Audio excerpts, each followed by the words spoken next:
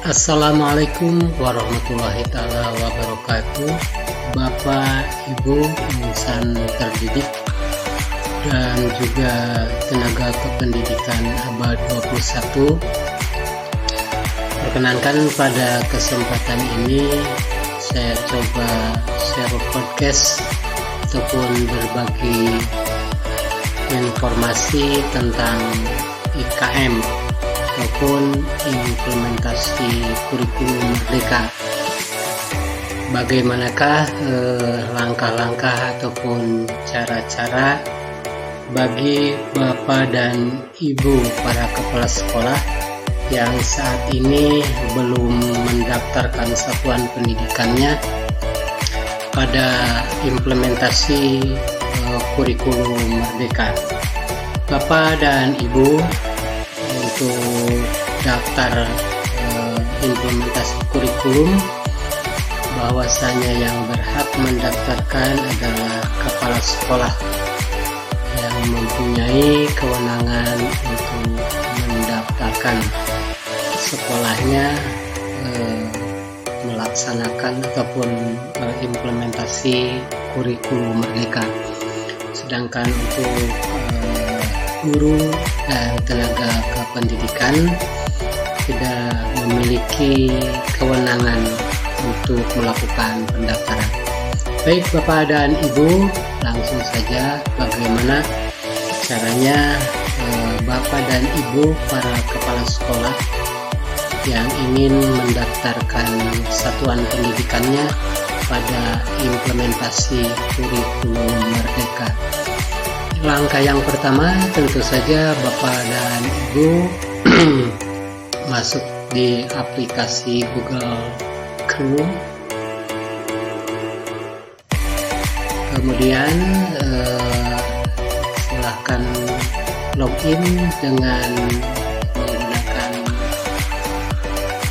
akun Google Bapak dan Ibu para kepala sekolah. Kemudian pada keyword ataupun kotak pencarian, silakan Bapak dan Ibu typing ataupun ketik kurikulum.etk.kemdikbud. Sekali lagi, pada kotak pencarian silakan Bapak dan Ibu ketik kurikulum.etk.kemdikbud. Nah, setelah Ibu dan Bapak typing ataupun mengetik keyword kurikulum.etk.kemdikbud, maka Ibu akan diarahkan ke situs implementasi kurikulum merdeka. Tentu saja Bapak dan Ibu klik untuk membuka situsnya, dan ini telah dibuka. Di sini ada home, ada daftar. Bapak dan Ibu boleh lihat dan baca-baca detail tentang implementasi kurikulum merdeka. Bisa dilihat bahwa kurikulum merdeka sebagai opsi pemulihan pembelajaran. Bapak dan Ibu juga bisa membaca tahapan implementasi kurikulum merdeka, kemudian strategi IKM jalur mandiri, pilihan IKM jalur mandiri, dan platform Merdeka Mengajar. Silakan bisa dipelajari. Kemudian di sini adalah yang sudah berpartisipasi ataupun telah mendaftar, baik dari tingkat PAUD, SD, SMP, SMA, SLB, SMK, kemudian RA, MI, MTS, MA, MAK, SKB, PKBM. Dan sampai saat ini up to date totalnya sudah 68.261 satuan pendidikan yang telah mendaftar di implementasi kurikulum merdeka. Sekali lagi, bagi Bapak dan Ibu yang ingin mendaftarkan satuan pendidikannya pada IKM, maka silahkan Ibu mendaftar dengan akun SIM PKB kepala sekolah. Bapak dan Ibu klik daftar, Nah, ketika diklik daftar, maka Ibu login dengan akun kepala sekolah. Seperti saya, awalnya adalah kepala sekolah SD Cirengrang, Kecamatan Tegalulut, yang saat ini sudah beralih posisi di pengawas. Nah, Ibu scroll, kemudian Bapak dan Ibu silahkan pilih pada pendaftaran implementasi kurikulum Merdeka. Nah, ini adalah pendaftaran implementasi kurikulum Merdeka. Ibu dan Bapak klik selengkapnya. Kemudian Ibu akan diarahkan ke platform pendaftaran. Nah, di sini ada 2 langkah yang harus Bapak Ibu tempuh untuk melakukan pendaftaran di implementasi kurikulum Merdeka. Yang pertama adalah langkah video pembelajaran implementasi kurikulum Merdeka. Kemudian langkah yang kedua adalah pendaftaran implementasi kurikulum Merdeka. Nah, Ibu dan Bapak, 2 langkah ini harus dilakukan secara berurut dan secara tuntas. Bapak dan Ibu tidak bisa melakukan langsung ke langkah kedua apabila Bapak Ibu belum menyelesaikan langkah pertama, yaitu video pembelajaran implementasi kurikulum Merdeka. Baiklah Ibu dan Bapak, kita mulai dengan langkah pertama, yaitu menyimak dan melaksanakan kegiatan petunjuk sesuai video pembelajaran. Bapak dan Ibu buka, kemudian masuk dengan akun kepala sekolah.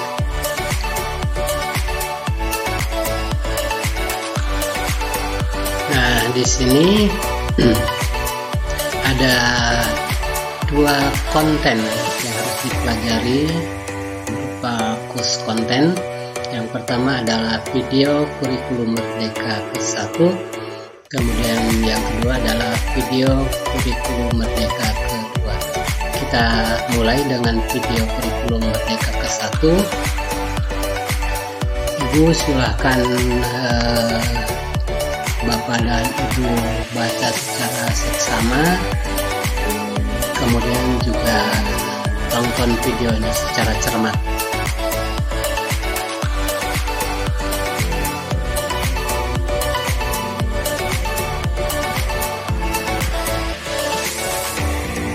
Assalamualaikum warahmatullahi wabarakatuh.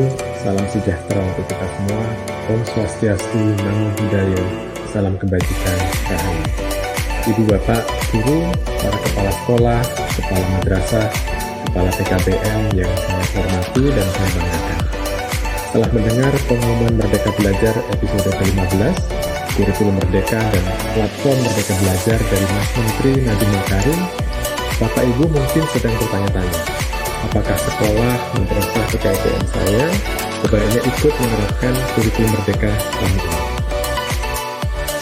Nah, Bapak dan Ibu, ketika kita menyimak video, pada detik ke-55 ada yang harus Bapak Ibu cermati dan Ibu Bapak klik, yaitu ada sebuah pertanyaan, apakah sekolah, madrasah atau PKBM Bapak Ibu sebaiknya ikut menerapkan kurikulum Merdeka tahun ini? Di sini ada 3 opsi pilihan sesuai dengan kondisi dan juga kesiapan Bapak dan Ibu. Apakah sudah siap, kemudian ragu-ragu, ataupun tidak siap. Apabila Bapak dan Ibu ingin mengimplementasikan kurikulum Merdeka, maka Bapak dan Ibu klik siap. Nah, setelah diklik siap, untuk melaksanakan implementasi kurikulum Merdeka ini, silakan Ibu lanjutkan dengan mengklik continue. dari kurikulum Merdeka. Nah, Bapak dan Ibu, setelah video tersebut disimak dan pada menit ke-1 detik ke-16 ataupun video telah berjalan 1 menit 16 detik, di sini ada pertanyaan berikutnya. Menurut Bapak Ibu, ciri khas atau karakteristik dari kurikulum Merdeka? Di sini ada 5 yang harus Bapak Ibu cermati. Yang pertama adalah fokus pada materi esensial. Apakah benar kurikulum Merdeka itu fokus pada materi esensial? Apabila benar, maka klik ataupun checklist. Kemudian strukturnya lebih sistematis. Apakah benar strukturnya lebih sistematis? Apabila benar, silakan Bapak dan Ibu juga checklist. Kemudian strukturnya lebih fleksibel. Apabila menurut Bapak dan Ibu benar lebih fleksibel, silakan Ibu centang ataupun checklist. Kemudian tersedianya banyak perangkat ajar. Menurut Bapak dan Ibu apa benar banyak perangkat ajar? Apabila benar, maka silakan Bapak Ibu centang ataupun checklist. Dan terakhir, fokus pada semua materi pembelajaran. Apabila merasa benar bahwa implementasi kurikulum Merdeka itu fokus pada semua materi pembelajaran, maka silakan dicentang ataupun di checklist. Nah, setelah semuanya dicentang atau di checklist, silakan Ibu dicek ya. Nah, ternyata ini adalah hasil checkingnya, bahwa kurikulum Merdeka itu fokus pada materi esensial, kemudian strukturnya lebih fleksibel, dan tersedianya banyak perangkat ajar. Kemudian yang tidak sesuainya adalah strukturnya lebih sistematis, itu tandanya tidak checklist. Kemudian juga fokus pada semua materi pembelajaran, juga itu tidak checklist. Setelah Ibu melakukan checklist, silahkan Ibu klik continue. Yang pertama, kurikulum Merdeka lebih fokus pada materi yang esensial. Karena fokus pada yang esensial, beban belajar di tiap mata pelajaran menjadi lebih sedikit. Ini dimaksudkan agar guru punya lebih banyak waktu menggunakan metode pembelajaran yang interaktif dan kolaboratif, seperti diskusi dan berargumentasi, atau pembelajaran berbasis problem dan pembelajaran berbasis proyek. Ini juga dimaksudkan supaya guru lebih punya waktu untuk memperhatikan proses pembelajaran mereka. Misalnya, menerapkan asesmen formatif agar kita paham kemampuan awal murid kita, atau memberi umpan balik dan masukan bagi tugas-tugas yang ditentukan murid kita, atau sekedar mendengarkan mereka untuk lebih memahami kebutuhannya. Sekolah juga punya ruang lebih banyak untuk menggunakan materi yang kontekstual sesuai dengan visi misi sekolah atau kondisi lingkungan kita. Dengan demikian, murid bisa mendapatkan pengalaman belajar yang lebih bermakna sekaligus lebih menyenangkan. Bapak dan Ibu, pada menit kedua dan 25 detik sini ada yang harus dicermati juga. Ketiga kalinya tampil, manakah pernyataan berikut yang dimaksud dengan lebih fokus pada materi? Di sini apakah kurikulum yang lebih fokus pada materi esensial berarti materi pelajaran diajarkan jadi lebih sedikit sehingga guru punya waktu untuk merancang pembelajaran yang lebih interaktif dan kolaboratif, misalnya diskusi dan argumentasi, pembelajaran berbasis problem atau pembelajaran berbasis proyek. Kemudian di bawahnya, kurikulum yang lebih fokus pada materi esensial berarti beban materi di setiap pelajaran jadi lebih sedikit. Ini dimaksudkan agar guru punya waktu untuk menerapkan pembelajaran yang lebih interaktif dan kolaboratif, misalnya diskusi dan argumentasi, pembelajaran berbasis problem ataupun pembelajaran berbasis proyek. Silakan Ibu klik, ini salah satunya.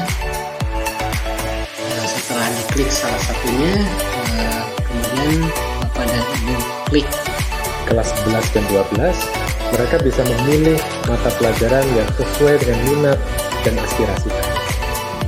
Itu karakteristik yang kedua, struktur kurikulum yang lebih fleksibel.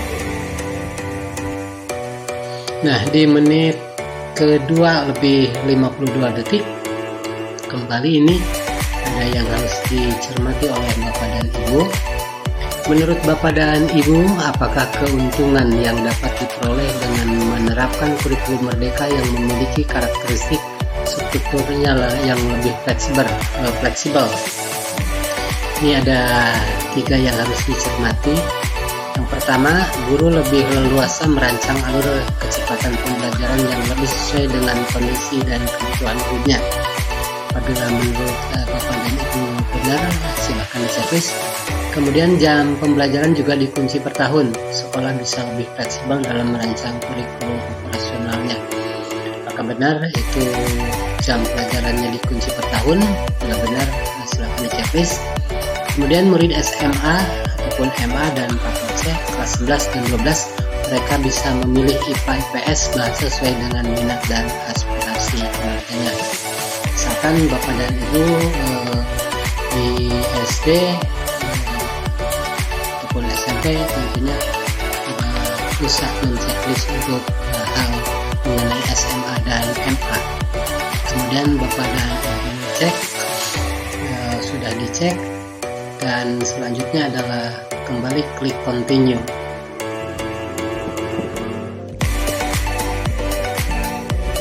Karakteristik yang ketiga adalah tersedianya banyak perangkat ajar. Ada banyak alat bantu bagi guru untuk menerapkan kurikulum merdeka, mulai dari buku teks, modul ajar, sampai asesmen literasi dan numerasi yang bisa digunakan untuk memantau perkembangan belajar.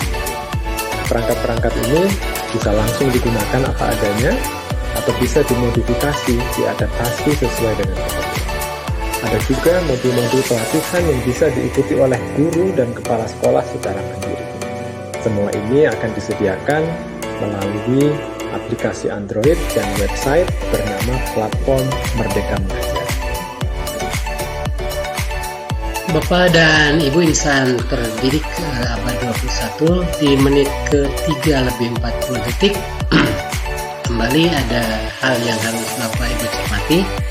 Pernahkah Bapak Ibu mendengar platform Merdeka Mengajar?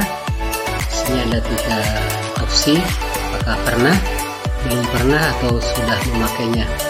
Misalkan Bapak dan Ibu pernah. Setelah diklik pernah, lanjut ataupun dengan klik continue. Dengan 3 karakteristik ini, kami percaya bahwa kurikulum merdeka akan membantu guru merancang pembelajaran yang lebih menyenangkan dan bermakna bagi murid. Pembelajaran yang menumbuh kembangkan murid secara holistik untuk menjadi pelajar Pancasila yang memiliki identitas keindonesiaan yang kuat dan siap menghadapi masa depannya. Bagaimana? Tertarik untuk menerapkan kurikulum merdeka tahun ini? Di menit ke-4 lebih 9 detik, ada yang kembali harus dicermati oleh Bapak dan Ibu. Setelah mendengar penjelasan tadi, apakah Bapak atau Ibu akan menerapkan kurikulum merdeka tahun ini? Ada 2 opsi untuk menetapkan hati, apakah Bapak Ibu siap ataupun masih belum siap. Misalkan kalau sudah siap, silakan Bapak dan Ibu klik siap. Kemudian lanjutkan klik continue. Untuk mempelajari lebih lanjut, silahkan unduh aplikasi Merdeka Mengajar di Play Store dan tonton video penjelasan kami berikutnya.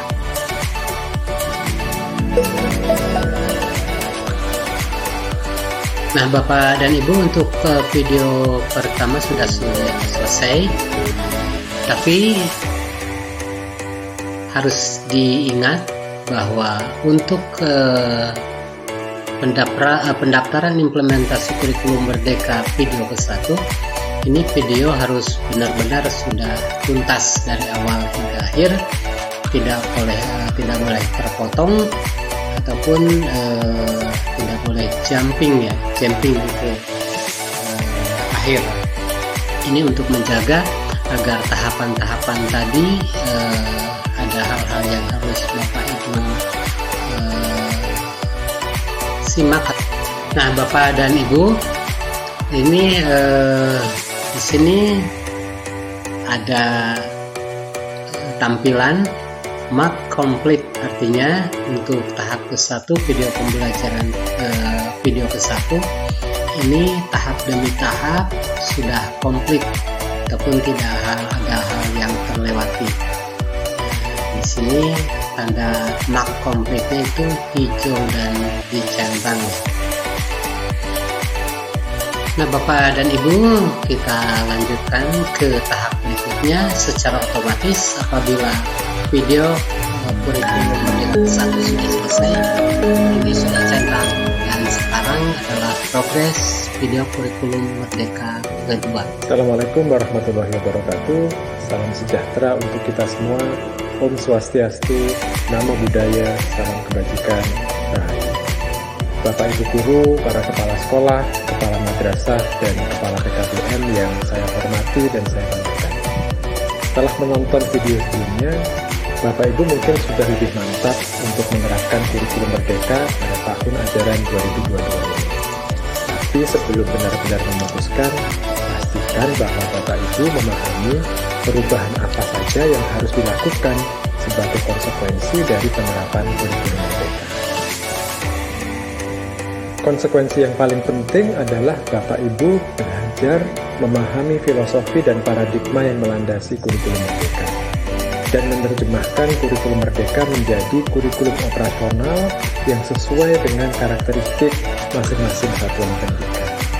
Ada 3 hal yang perlu diketahui untuk menerjemahkan kurikulum Merdeka menjadi kurikulum operasional, yaitu menerjemahkan capaian pembelajaran menjadi alur tujuan belajar, merancang pembelajaran berbasis proyek, dan menyusun struktur kurikulum operasional untuk satuan pendidikan.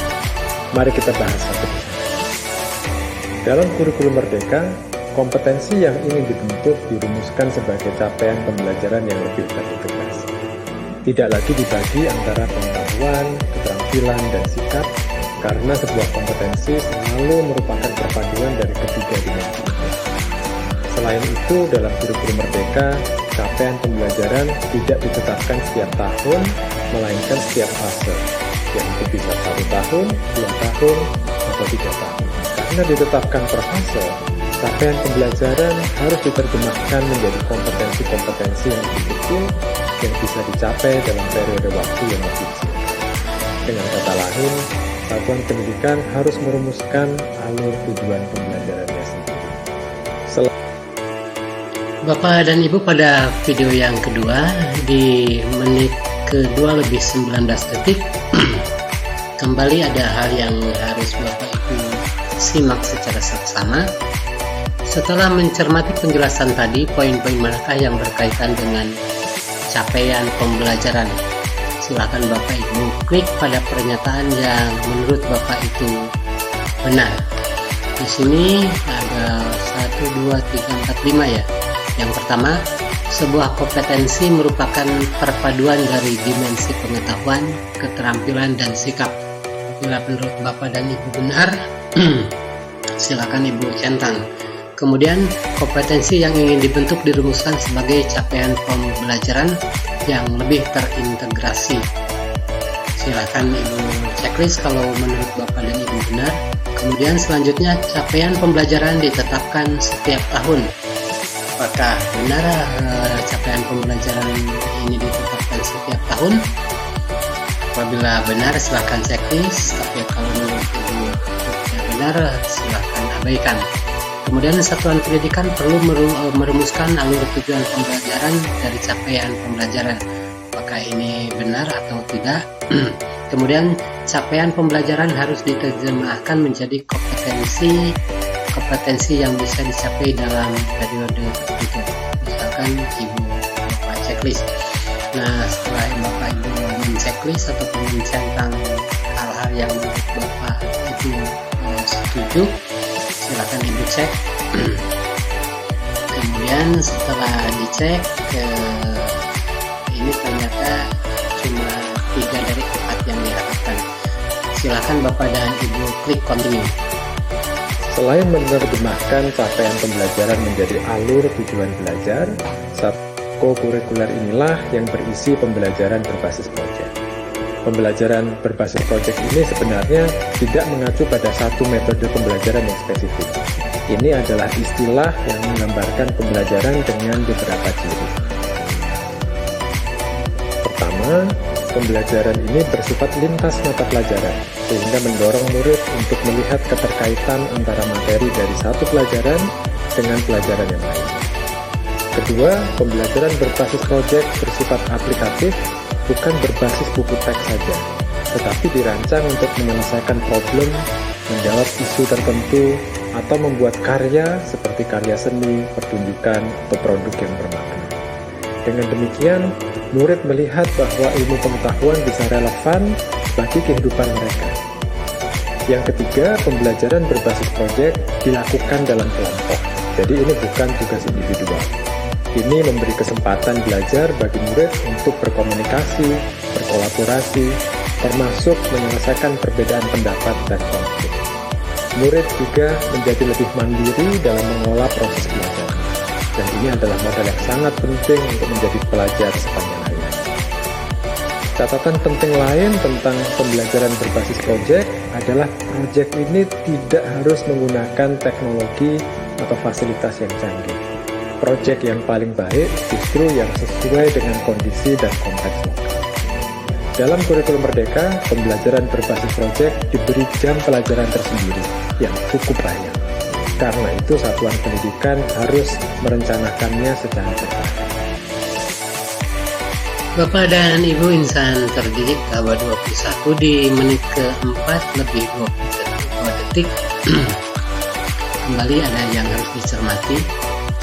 Sudahkah Bapak ataupun Ibu menerapkan pembelajaran berbasis proyek? Bagaimana pembelajaran berbasis proyek itu? Sini ada opsi-opsi yang harus Bapak Ibu cermati. Untuk yang pertama, pembelajaran berbasis proyek bersifat aplikatif, bukan berbasis buku teks. Kemudian pembelajaran berbasis proyek dilakukan dalam kelompok, jadi bukan tugas individual. Apabila ke-1, ke-2 ini menurut benar, silakan Bapak Ibu checklist ataupun centang. Kemudian yang ketiga, pembelajaran berbasis proyek adalah bahwa proyek tidak harus menggunakan teknologi atau fasilitas yang canggih. Kemudian pembelajaran berbasis proyek bersifat lintas mata pelajaran dan dapat mendorong murid untuk melihat keterkaitan antara materi dari mata pelajaran yang berbeda. Silakan kembali Ibu cek. Apabila telah dicek, silakan kembali klik continue. Selain membuat alur tujuan pembelajaran dan merancang pembelajaran berbasis proyek, satuan pendidikan juga perlu menyusun struktur kurikulum operasional. Dalam kurikulum Merdeka, jam pelajaran tidak dikunci per minggu, melainkan ditentukan per tahun. Satuan pendidikan perlu memutuskan bagaimana membagi jam pelajaran ini di dalam kurikulum operasional. Apakah mau dibagi rata setiap minggu, atau mau mencoba model yang berbeda? Ini tentu harus dirumuskan bersama-sama dengan seluruh guru yang akan menerapkan kurikulum Merdeka. Selain itu, ada beberapa perubahan yang khas di setiap jenjang yang perlu diakomodasi dalam kurikulum operasional. Misalnya, untuk SD dan sederajat, ada pilihan untuk memasukkan bahasa Inggris sebagai mata pelajaran pilihan. Satuan pendidikan perlu memutuskan apakah ini sesuai dengan visi misi sekolah, dan jika demikian, persiapan apa yang perlu dilakukan di sekolah. Untuk SMP dan sederajat, ada mata pelajaran informatika yang sekarang menjadi wajib. Untuk SMA dan sederajat, tidak ada lagi peminatan IPA, IPS, dan bahasa. Hal ini diganti dengan pilihan mata pelajaran di kelas 11 dan 12. Ini tentu perlu penyesuaian yang kreatif oleh satuan pendidikan. Nah Bapak, kembali kita cermati. Dalam kurikulum Merdeka, satuan pendidikan juga perlu menyusun struktur kurikulum operasional. Hal ini termasuk kepada yang pertama, memutuskan bagaimana membagi jam pelajaran. Kemudian memutuskan untuk memasukkan atau tidak bahasa Inggris sebagai mata pelajaran di SD atau sederajat. Selanjutnya mewajibkan mata pelajaran informatika di SMP dan sederajat benar. Dan terakhir membagi peminat menjadi IPA, IPS, dan bahasa di SMA atau sederajat. Setelah Bapak Ibu menetapkan kondisi, maka silakan Bapak dan Ibu cek. Kemudian setelah itu Bapak dan Ibu klik continue. 3 hal ini yaitu menerjemahkan capaian pembelajaran menjadi alur tujuan belajar, merancang pembelajaran berbasis proyek, dan menyusun struktur kurikulum operasional satuan pendidikan adalah konsekuensi dari penerapan kurikulum merdeka. Semua materi yang Bapak Ibu perlu pelajari, mulai dari buku teks, capaian pembelajaran, perangkat ajar, modul, sampai dengan pelatihan-pelatihannya sudah tersedia di platform Merdeka Mengajar. Jadi, gunakan waktu beberapa bulan ke depan untuk belajar dan bersiap sebelum menerapkan kurikulum merdeka di awal tahun ajaran 2022 nanti. Untuk Bapak Ibu yang memang sudah mantap memutuskan, langkah berikutnya adalah mendaftarkan sekolah, madrasah, atau PKBM Anda untuk menerapkan kurikulum merdeka. Jadi selamat berefleksi, selamat belajar untuk merancang pembelajaran yang lebih bermakna dan lebih menyenangkan untuk murid-murid kita semua. Terima kasih. Wassalamualaikum warahmatullahi wabarakatuh. Nah, Bapak dan Ibu, di menit ke-6 lebih 57 detik ada yang terakhir untuk disimak. Bagaimana sudah siapkah Bapak Ibu mengimplementasikan kurikulum merdeka?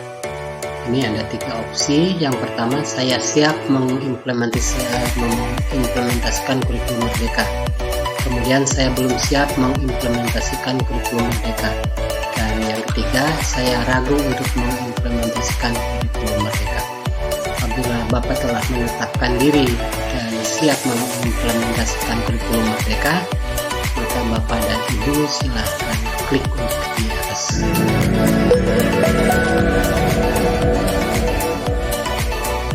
Nah, Bapak dan Ibu selesai sudah di video yang kedua. Harus ditunggu sampai benar-benar selesai. Nah, Bapak dan Ibu, kita lihat kembali bahwa map konflik ataupun langkah kedua dari video kurikulum merdeka ini usai disimak dan hal-hal yang harus ditetapkan sudah dilaksanakan, maka aktif ini berwarna biru dan bertanda checklist ataupun centang. Ini artinya tidak ada hal yang terlewat, semuanya sudah dilakukan dengan seksama dan benar. Silahkan Bapak dan Ibu klik, kemudian tunggu beberapa saat. Nah, ini pendaftaran implementasi kurikulum merdeka 100% komplit. Artinya ini sudah usai.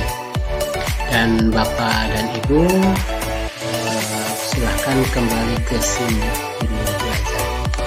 Nah, itulah Bapak dan Ibu insan terdidik juga tenaga kependidikan abad ke-21. Cara tentang bagaimana mendaftarkan satuan pendidikan pada implementasi kurikulum abad 21.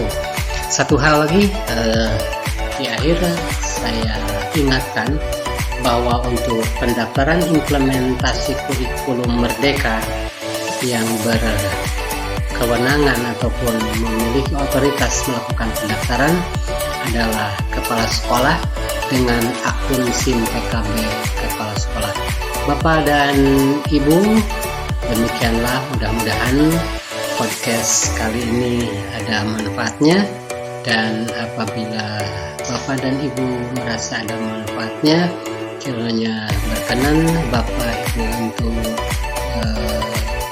like, komen, kemudian juga share serta subscribe ya, dan jangan lupa pula nyalakan loncengnya agar Bapak dan Ibu memiliki notifikasi apabila kembali ada podcast selanjutnya.